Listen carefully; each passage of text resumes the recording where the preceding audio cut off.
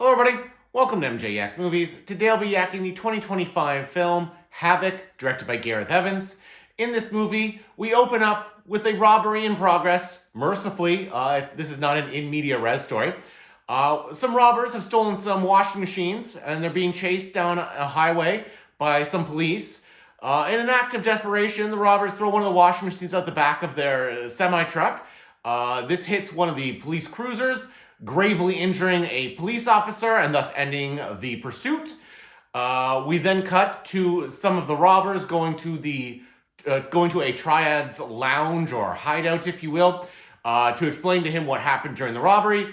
It turns out those robbers owed the triad member some money. However, while they're explaining what went on, a hit is carried out on the triad member and his associates, thus framing our robbers, who narrowly escape. We then smash cut to our main character, Patrick Walker. He is a homicide detective who is on the payroll of Lawrence Beaumont, a local real estate tycoon who's also running for mayor. Turns out one of the robbers is Lawrence's son, Charlie, and Charlie also has with him as one of the robbers his girlfriend, Mia. Lawrence asks Patrick to bring Charlie in from the metaphorical cold, and Patrick accepts the job.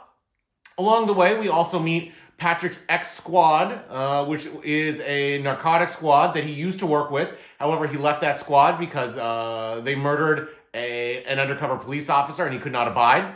Turns out that squad's also dirty.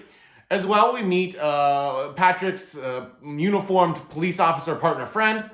And we also meet one of Mia's friends, a passport maker slash club person of sorts.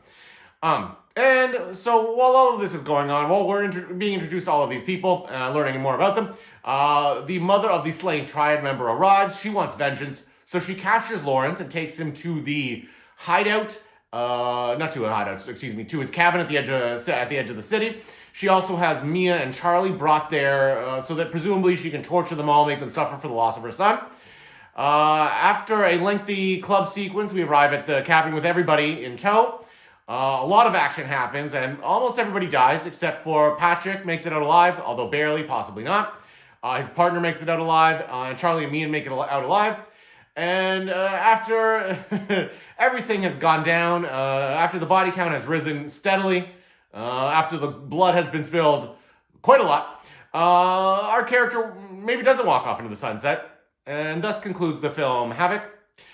So this movie stars primarily Tom Hardy. We've also got in here Forrest Whitaker. Luis Guzman makes an appearance. Timothy Oliphant is the main bad guy on the narcotics squad. And then we've also got a bunch of other character actors that I was not familiar with. This movie is, it's a couple of things. It's a slow burn and not. I would say the first hour of this movie, with the exception of the chase sequence beginning, is pretty slow. And then the last half hour of this movie is transcendent action. Maybe the last 40 minutes, let's say.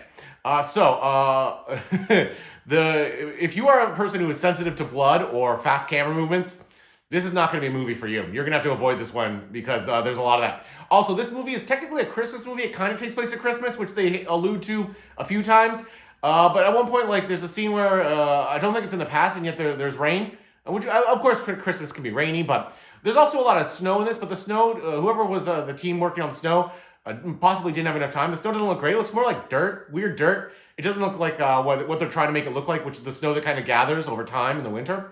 Tom Hardy is doing his Tom Hardy thing in that he is trying to be a New Yorker with his accent. For whatever reason, Tom Hardy must really dislike his natural British accent when it comes to his acting roles. Overall, I would say the acting in this is... it's okay. It's pretty good. I mean, the acting in this is not really the important part of this. It's more the action at the back end. Timothy Oliphant, great as always, though. Timothy Oliphant always brings it. He's always a great addition to any cast. Forrest Whitaker is playing this one real big.